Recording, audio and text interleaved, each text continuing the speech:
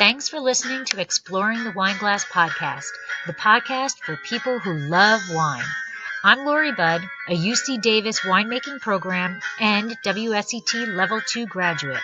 You can find Exploring the Wine Glass on all the socials as well as your favorite podcast catchers. If you haven't subscribed yet, now is the perfect time. I promise I'll never tell you what to drink, but I'll always share what's in my glass.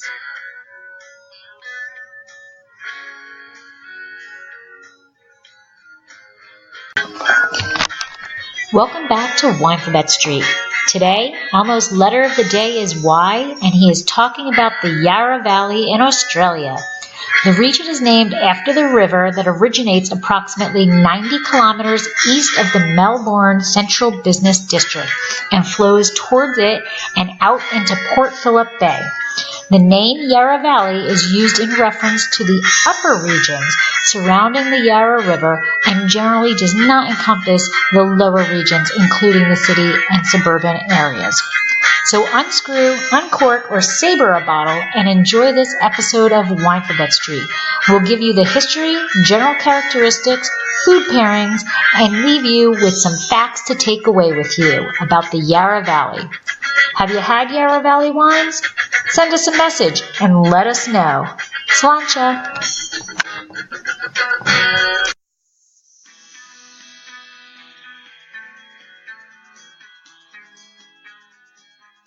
We're live. Hi. Hi. Happy Monday. Yeah. Happy Winephabet Street Street. Monday. Happy Winephabet Street Monday. We're going to talk wine. But before we get into anything, we are going to drink wine because I need wine today after what social media is doing So what today. is your wine? So my wine is this Innocent guy Bystander. here, which is Innocent Bystander. And it is a Pinot Noir. So what do you have? I got shoe fly. Shoe fly. Also Shoe a fly. Pinot. Also a Pinot. Pinot Noir. There is and that is to be well expected from the Yarra Valley. Yeah. That is It's a to cool be, climate region. yes. So Pinot Noirs and Chardonnays. yep. All right. So here's my favorite sound ever. Yes. And this is What year is yours? that's what I just was looking up. I think it's a 2017, I think it is. Mine's 16. Because I think online they said it was a 16, but Mike called me. Yeah, mine's a 17. Mike called me and said, "You told me 16. Does it matter the vintage?" I'm like, no. So mine's 17. So I didn't care. I said I just needed a wine from the Yarra Valley. I didn't care what it was. And Just, yeah. So this is like super light, but mine is a little. It's not super light. it's. I mean, I guess if I was looking at it, if I was doing a blind tasting, I would go to Pinot right off the bat by I the would color. know it was a Pinot. Yeah. But it's a little on the garnet side. Mine's got more plum looking. Yeah, all right. So, Slainte. Cheers. Oh, look at you. You got the stemless now, and I got the stem. California living, we're stemless here. Mostly because we did have stemmed glasses, and every time I come back to California, we've got less of them. Mike keeps breaking them. So, Well, I went and grabbed a glass and I'm like, I'm going with this. This is a nice Pinot-esque glass. Yes. All right, so let's bring out Elmo.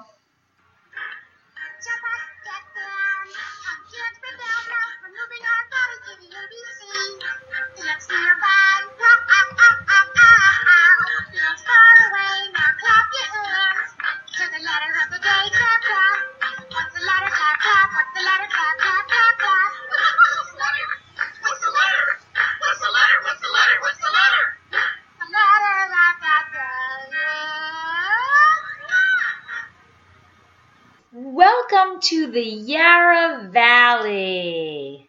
I'm Debbie McQuindo. I'm known as the Hudson Valley Wine Goddess. I'm a wine blogger, a wine writer, and I am a co-owner of a restaurant in Stone Harbor, New Jersey called Kitchen 330.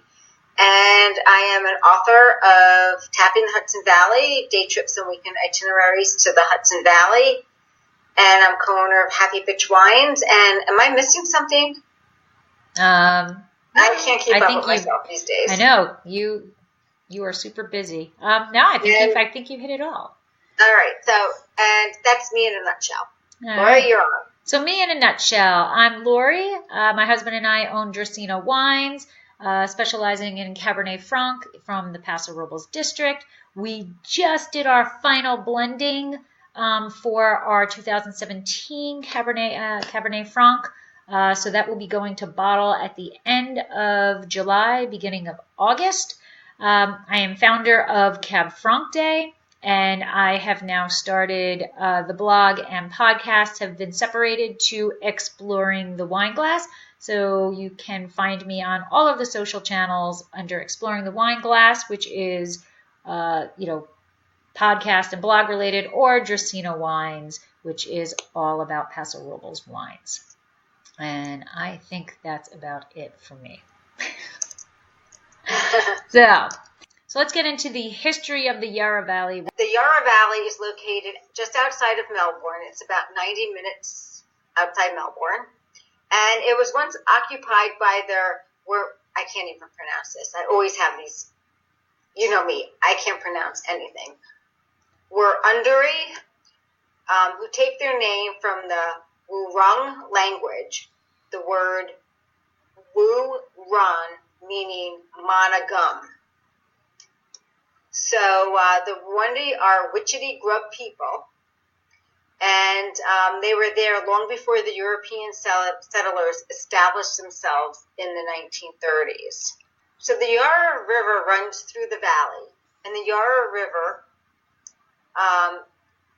Burrungung, as it's known to the indigenous Wurundjeri people, means place of mist and shadows. Ooh. And the stories say that the Yarra River was etched into the landscape by the ancestral creator spirit Bunjil, and that is the wedge-tailed eagle.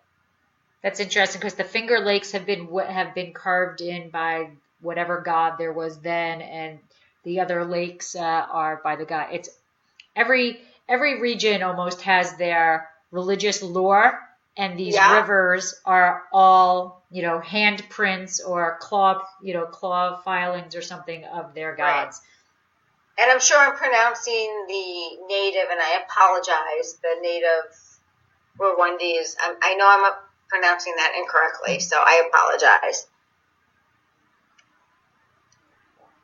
So in the 1950s, Yarra Valley was on the route to the goldfields of Warburton and the center of the timber industry. Going back into the 1890s, it was the center of the timber industry, and the region evolved as the primary food production region for Melbourne. And this is actually an old gold cave. Oh.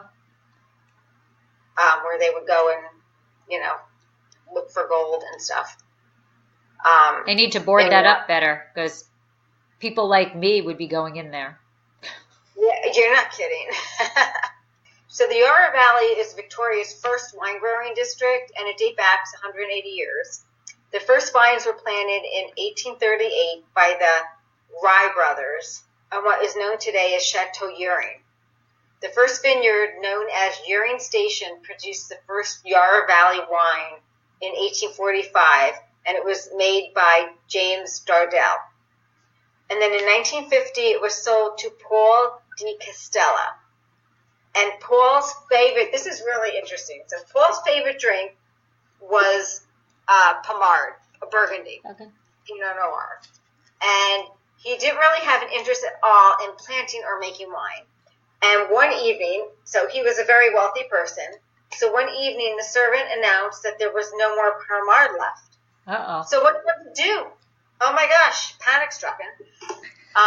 Everyone was really angry, and the servant himself had worked on the rye vine plantings, and he appeared with a jug from the rye plantings of the rye wines, and he poured it, and everybody absolutely loved it. And it was at that point when Paul decided that the vineyard and everything must be expanded. Okay. So Paul's brother, the Baron Julien du Paris, joined him, and they started to export the local wines to the British and the European markets.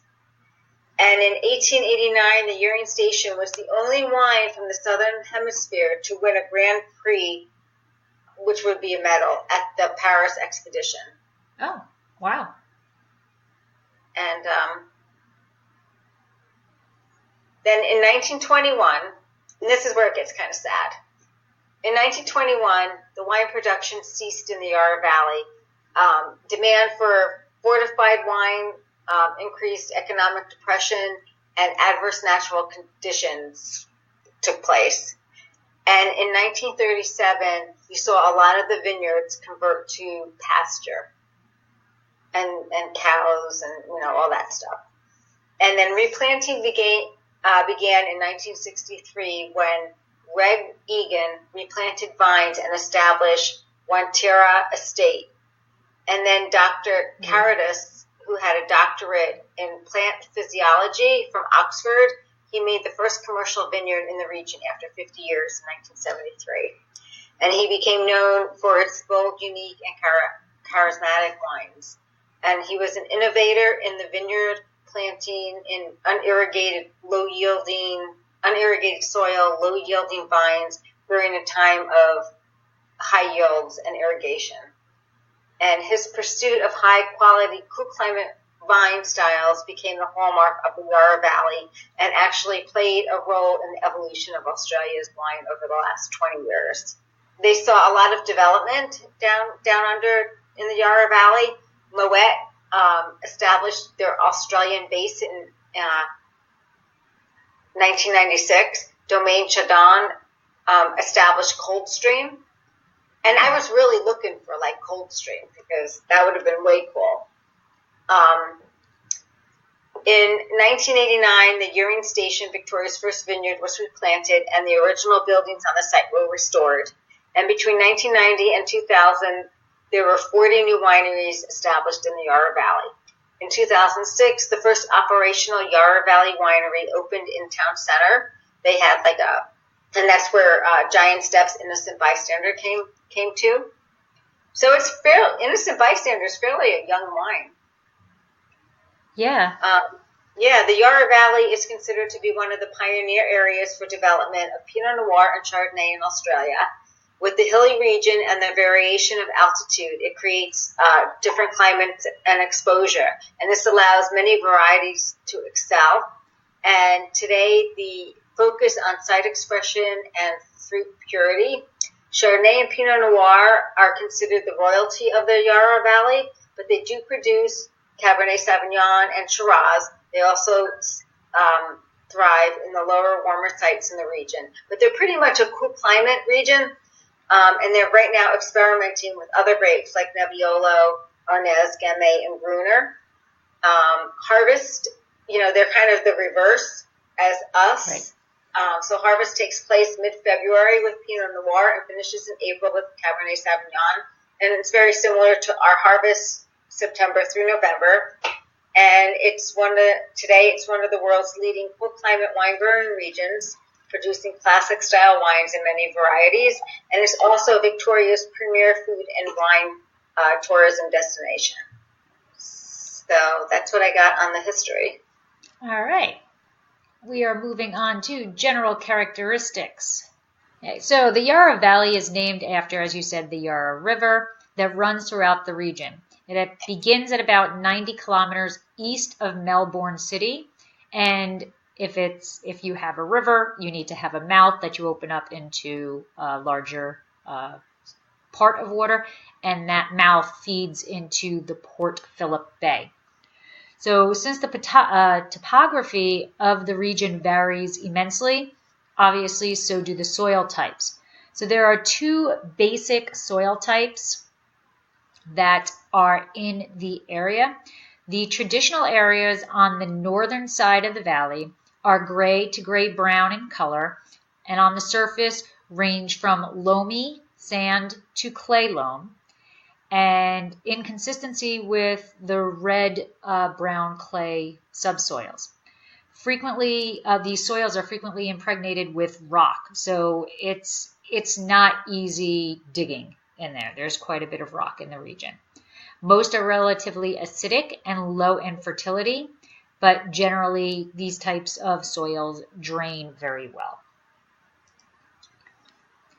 The other major soil type is like beautiful. I have never seen anything like this in real person, and I would love it. But the other major soil type is much younger in origin, and it crumbles extremely easily. It is brightly red colored volcanic soil. So this immensely deep, wow, that's beautiful, right? So the immensely deep and fertile soil is found predominantly in Seville, Hoddles Creek, and elsewhere on the southern, so the Warburton side of the valley. So the northern side has the soil we're used to seeing, those clays and the loam, and then the southern side has this red volcanic soil. So obviously the wines from those regions are going to be extremely different. The Yarra Valley is relatively cooler in relation to rest of Australia's viticultural regions. So the region is actually cooler than Bordeaux, but warmer than Burgundy. And you can see this by the longitude and latitude, right? So Yarra Valley is south, where the other two are north, okay? But by their latitude and longitude, you can see how their temperatures are going to vary. And as anybody who has studied any bit of wine, one of the things that you should know is that the majority of the wine regions are all located between the 30 and 50 degrees latitude, of which they are. Right? So we're 37 to 47. So they are, all three of those are falling within there. In the Yarra Valley, the vineyard elevations vary from about 50 meters to 430 meters above sea level. Rainfall is winter and spring dominant. With the summer, it's relatively cool, dry, and humid. There is limited maritime influence. There is only a small diurnal temperature change, and that is directly linked to the proximity of the Southern Ocean. So the Yarra Valley is in the Southern Hemisphere, like you mentioned. So harvest typically commences in mid-February with the Pinot, and Cabernet Sauvignon is usually the last one to be brought in April, and everything is flip-flopped, right? So the Northern Hemisphere, you think September to November. Frost is rarely a problem, but it can affect those lowest vineyards, those 50 meters above sea level vineyards, but it's really not a concern for them.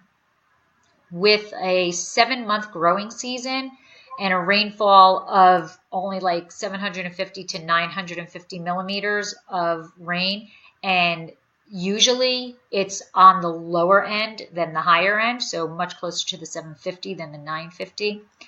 The restricted water holding capacity in some soils, irrigation is absolutely positively required. They need to irrigate their vines. Although the extent of it does vary between from producer to producer. Pinot Noir is the grape variety that produces the most sought after red wines from the Yarra Valley and produces the greatest diversity of flavors and styles. Now this is a little bit geeky, so I kind of apologize, but I found it fascinating. So the cooler vineyard sites have the earlier picking and the richer volcanic soils all contribute to producing more of the perfumed style Pinot Noirs in the area. So those Pinots from those areas, from the cooler vineyard sites, are not so much about the body, but instead the delicacy and the restraint that they're going to have. Styles that are more closely identified with fruit from the warmer parts of the Yarra Valley, and perhaps because of winemaking methods, they are more focused on pulling everything out of the skins in those areas. So, you can do a gentler press, and that's really not what they're, in the cooler areas, they're looking to do a gentler press. In these warmer areas, the winemakers are more apt to really just get everything and anything they can out of it. So it's going to be a more harsher press. The soils are likely to be clay and loam over sedimentary rock. So the base of the hills and the ranges vineyards have these alluvial deposits.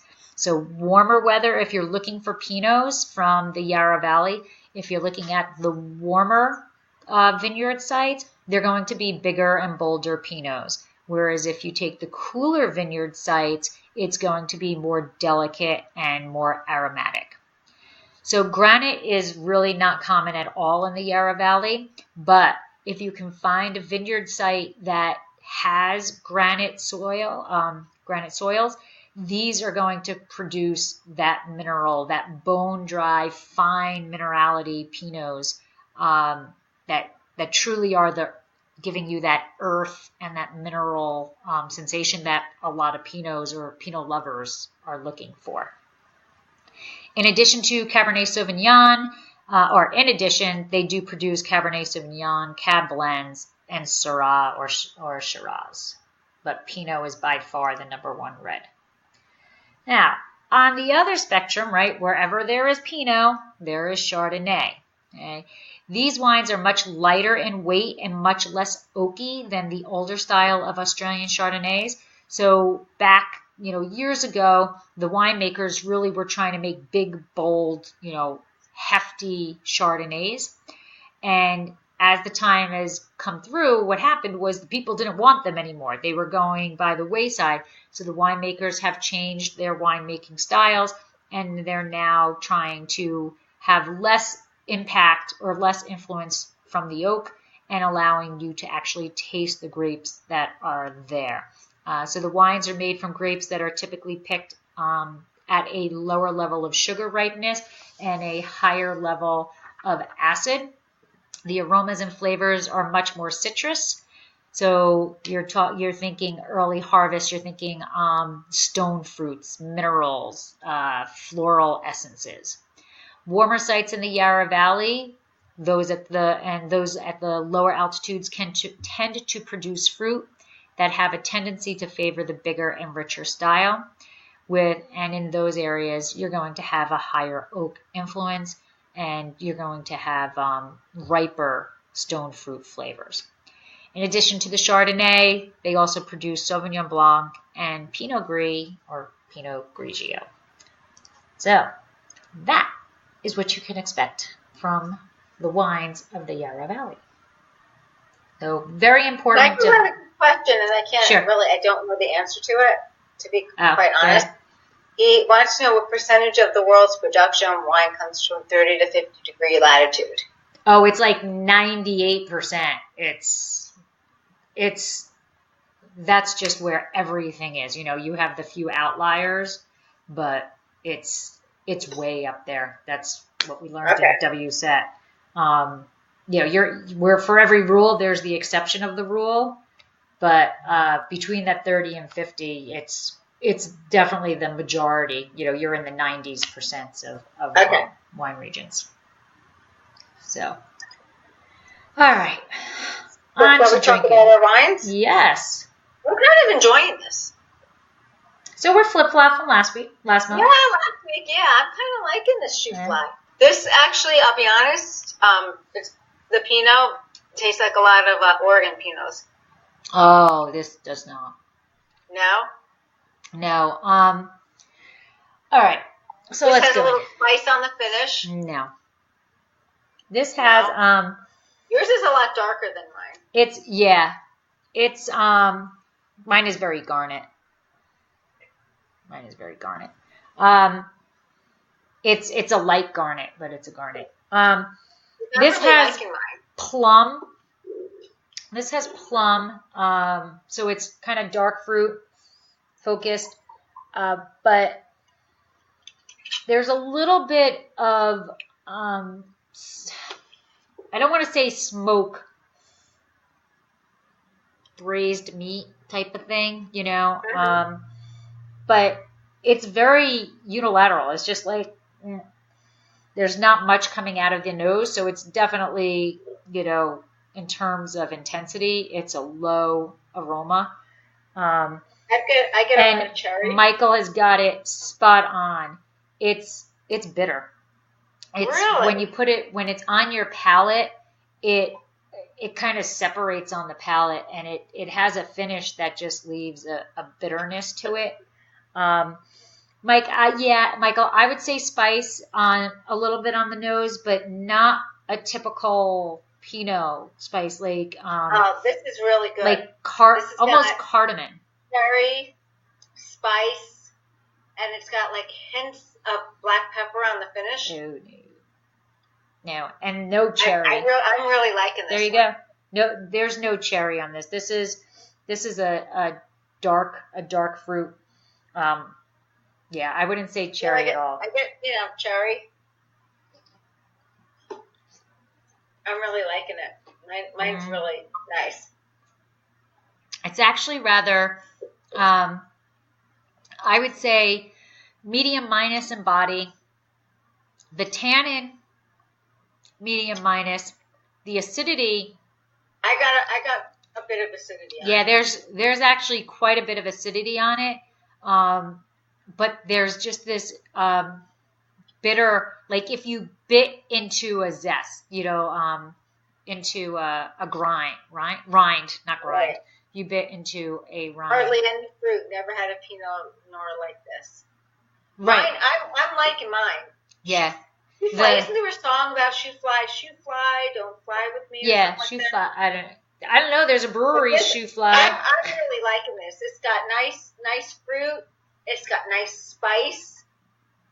Yeah, it's nice. This is pretty much dimensional. I'm making up my own words. What a switch! The past 2 times you've had the winter wine. Yeah. It's very unidimensional. It's plum on the nose, and then on the palate, it's like literally biting into a rind of something. It's like, I got cherry and strawberry on the nose. I mean, it's got a nice aroma.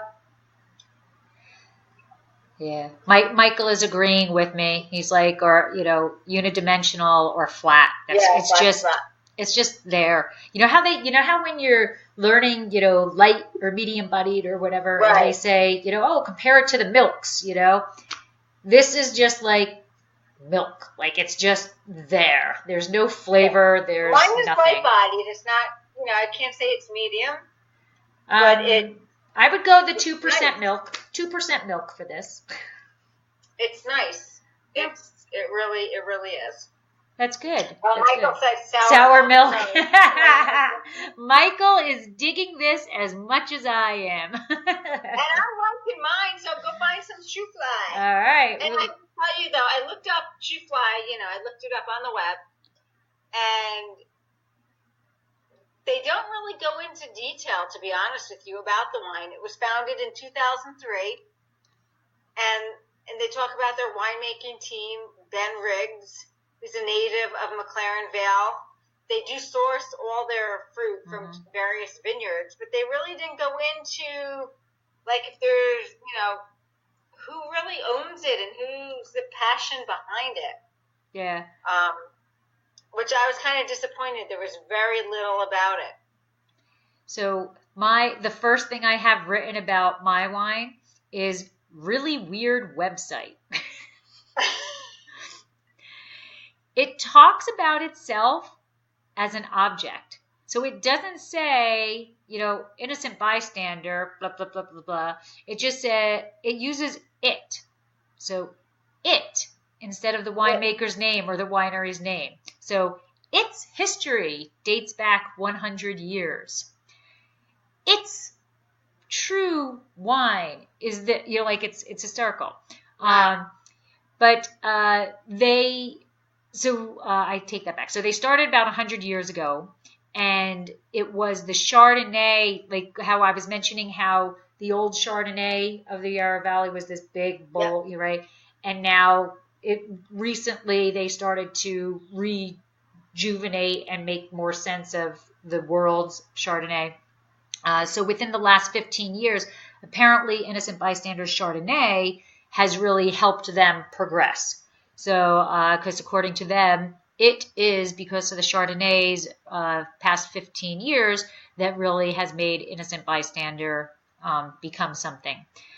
It prides themselves on the Pinot and Chard of the region. They have a cool mountainside vineyards and warmer valley floor sites, and they pick from all of these regions to provide the complexity of the flavors, which this does not have. So they do also source their fruit from other wine regions. So they make a King Valley Prosecco and Pinot Gris. They make a Swan Hill Moscato and a Tempranillo from Heathcote. And according to them, they do not believe in overworking their wines. So that is what I have. Now, according to what other people are tasting, this, and Michael, you're going to laugh at this. It's supposed to have flavors of, according to them, I should say, it's supposed to have flavors of dark cocoa powder, poached cherries, truffle, and fresh tobacco. And then they say the palate is ripe cherries and cherry compote. And I get none of that. There is not a drop of chocolate essence, aroma, palate, 17. Mine's 16. It's plum on the nose and just discombobulated acid and tannin on the palate. That's too bad. But you know what? I'm 2 for 3 over the last 3 months, so I'll take it. Well, I'm 1 for 1. 1 for 3. And now a word from our sponsor. Exploring the Wine Glass is brought to you by Dracaena Wines. Dracaena Wines is an artisan winery located in Paso Robles, California. They have been producing wine since 2013. Their first vintage began with one wine, their classic Cabernet Franc, which received a 91 in Wine Enthusiast. Since then, they have increased production, received several accolades, including double gold medals in the San Francisco Chronicle Wine Competition and consistent 90-plus ratings. In addition to their classic Cabernet Franc, they now produce a single vineyard, single clone reserve Cabernet Franc and a rosé of Syrah. Although they've increased production every year, they continue to sell out each vintage. Find out more about Dracaena Wines and their award-winning wines at dracaenawines.com and let them help turn your moments into great memories. Shall we go into food pairings? Sure. Wait till you see this. I have this in my hand and I don't even really want to take another sip. I want to pour you a glass of mine. That's what I wanted to do last month. This is really nice. That's why I wanted to do it my Zino Mavro. I'm really enjoying this. And, when we're done, I might just finish that bottle. There you go. I don't know. That'll be 3 for 3 for today. So for the food pairings, I'm going to tell you, I went native Australia. Okay. So instead of, in Australia, they make wines, you got your Pinot Noirs and you got your Chardonnays. And is anything served on a boomerang? No. No? Okay. But I wanted to, so you can get your basic pairings with the Pinot Noirs and the Chardonnays. But I went to the country of origin for this. So we have an emu and Oracle greens salad. Yes. Emu actually has a lot of iron content, and it's fat-free and low in cholesterol. And the Australian native animal works well when smoked and served cold or as on a pizza topping. And they also do like beef pies with the emu. And they smoke it, and it. Okay, you have emu this month. This is an emu salad. I guess that's better than the squirrel I was recommending last month.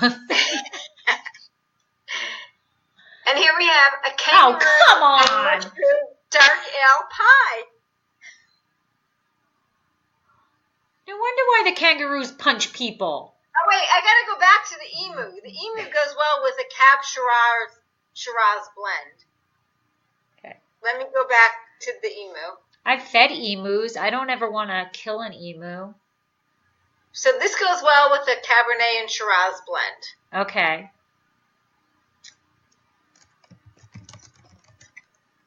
So then we have the kangaroo mushroom and dark ale pie. That goes really well with the Shiraz. And they do grow Shiraz in the Yarra Valley. And then we have a grilled lime and garlic balmain bugs. So they're similar to lobster, Lori. Oh. They're similar to lobster. Don't get grossed out. It actually, they look like shrimp. They're kind of curled. They're a species of a slipper lobster that lives in the shallow waters around Australia. Oh. And they have no claws, and they only they only have the shell, the tail. So this would taste good with Chardonnay. And we have barbecue snags. Snags are like sausages. Okay. Okay, and they go really well with Shiraz. Hey, I dug deep here into the native things. You did. Braised wallaby shanks. Wallaby. And they have a delicate flavor, and they're less than 1% fat. They're very lean, and they go great with Pinot Noir. And I can see that going well with Pinot Noir. Lemon myrtle crusted Oh, you're killing me. And this will go good with a Chardonnay or a Gruner. Crocodile is low in fat and high in protein. And you cook it similar to the way you cook pork and chicken. And it tastes great when it's grilled. And it's moist but bland, so you need to season it well. Sure it's not an alligator? Crocodile. And we have macadamia crusted barramundi with a pineapple slaw. And barramundi is, a fish. I actually have heard about it in the restaurant. And it'll go well with the Chardonnay. So those are native foods to Australia. Did I totally ruin your appetite? Oh my God, that's horrible. That is so. I'm really liking this Pinot. Do you want some? I do. Wouldn't that be awesome if I could just put my glass up here, and if you could pour it right in there? There you go. That would be so awesome. Oh my God, I'm gonna have nightmares of those foods attacking me. All right, no boomerang, so I'm kind of upset. All right. You got kangaroo though. Yeah. An alligator. Emu. I know. That's just strange stuff right there. Strange stuff. All right. So we're gonna move on from those wonderful food pairings. And you know what? Not sad, but there's probably restaurants around here in the big cities that make all of those dishes. I'm sure. But we are going to move on to fast facts about the Yarra Valley. Mine are nowhere near as interesting as those food dishes. All right. Fact number 1.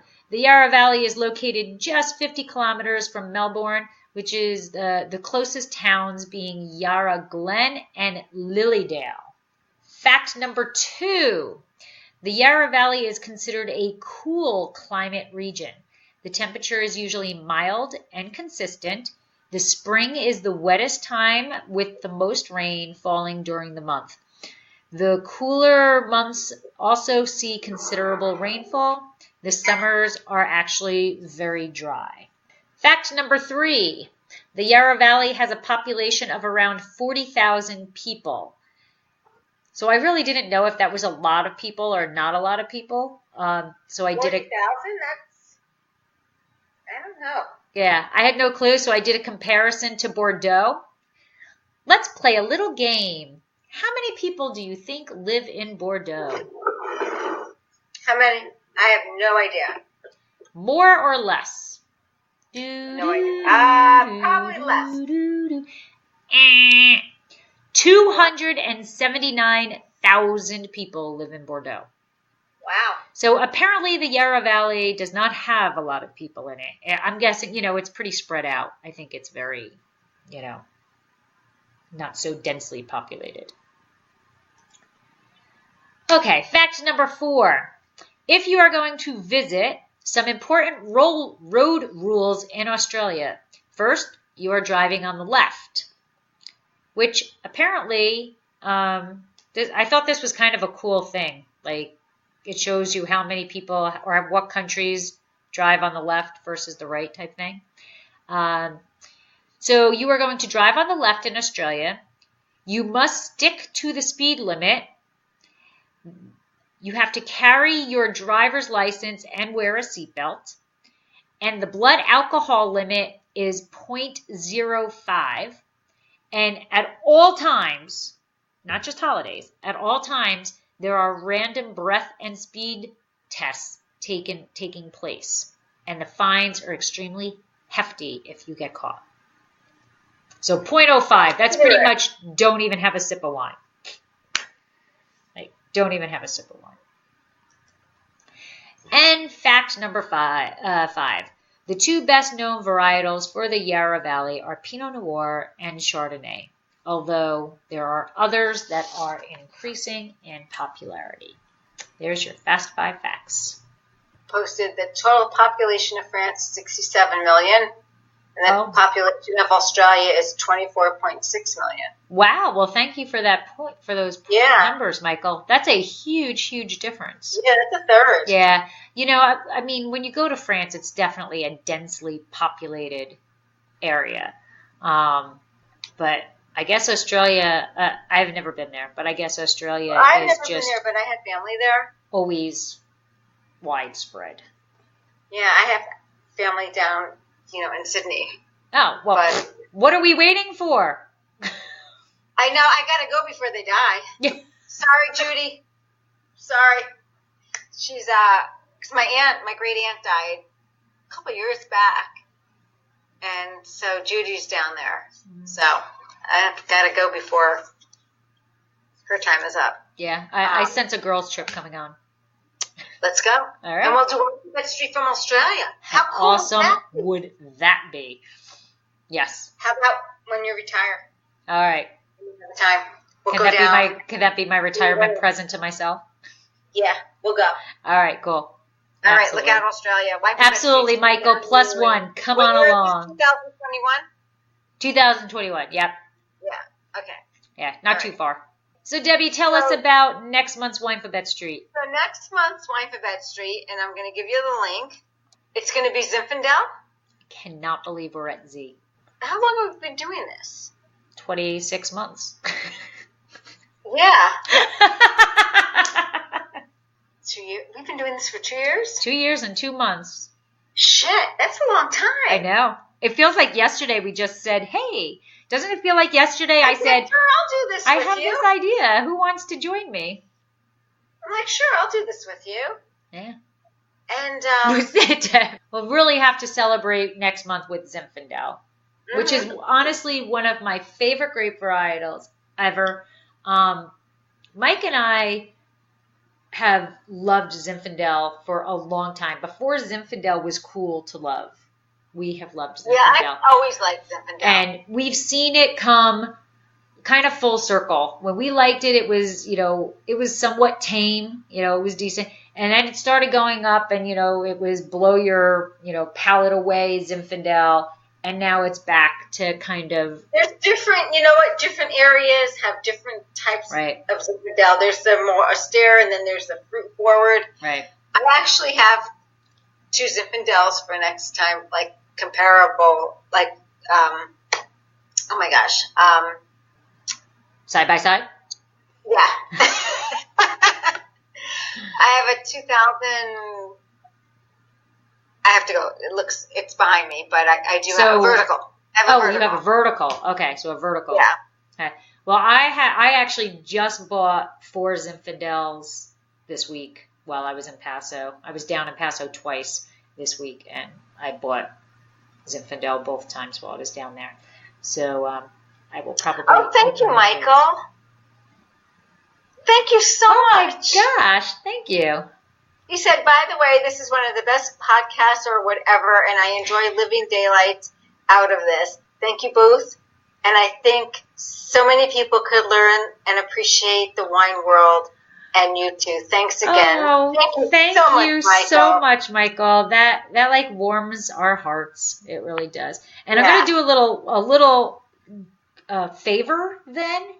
If you can rate and review us in the podcast, each of our podcasts, because I know you have your podcast thing and I've got my podcast thing. And iTunes just loves to see reviews, and we get pushed up the chart of allowing other people to find us if people provide reviews for us, which is that how that works? That's how it works. And it's really kind of stupid because there's podcasts that pop up that aren't even podcasts anymore. But because they had reviews back in the day, they're still there. So as people can give reviews, it really does help other people find us. And it does nothing for us. We don't get money for it. We don't do anything. All it does is if you go to iTunes and you type in wine, the Hudson Valley Wine Goddess or Exploring the Wine Glass will pop up as a podcast you would like. And that helps other people find us. So any and all reviews are greatly appreciated. So I guess we'll see everybody next month when we go and talk about Zinfandel. Yes, I'm excited because I am too. I already know I'm going to love my Zinfandel because I tasted it before I purchased it. Oh, I didn't. I have, like I said, I have a vertical tasting I have not tasted. All right. That's well, awesome. I might have to Corvan these, so. Okay. And then I think, in all honesty, I think we might take a little break in September and regroup. Regroup for season 2. For season 2 and see how we go about it. I'm thinking more regions than varieties, but Debbie and I will talk about that off mic. Yeah, that might be the weekend that we need, or the Jewish holiday if you have off and come down. See, yeah. So we might be taking September off to regroup and come up with season 2. So if you guys have any suggestions of how you would like to see season 2 get organized, please let us know. Oh, yes, Michael, we will definitely be going through the alphabet again. We will be starting with A once again. So we will see you. Debbie, I don't know if you ever said the date. August 19th. All right. August 19th it is. Slainte. Thank you, everybody. Cheers.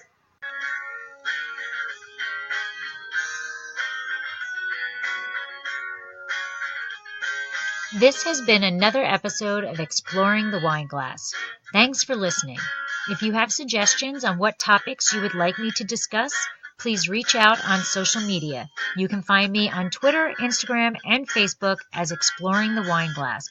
I'm also on LinkedIn as Lori Hoyt-Budd. Of course, you can always email me at exploringthewineglass@gmail.com. If you enjoyed our podcast, please rate, review, and subscribe on your favorite podcast catcher to help others find me more easily. Until next week, Slainte.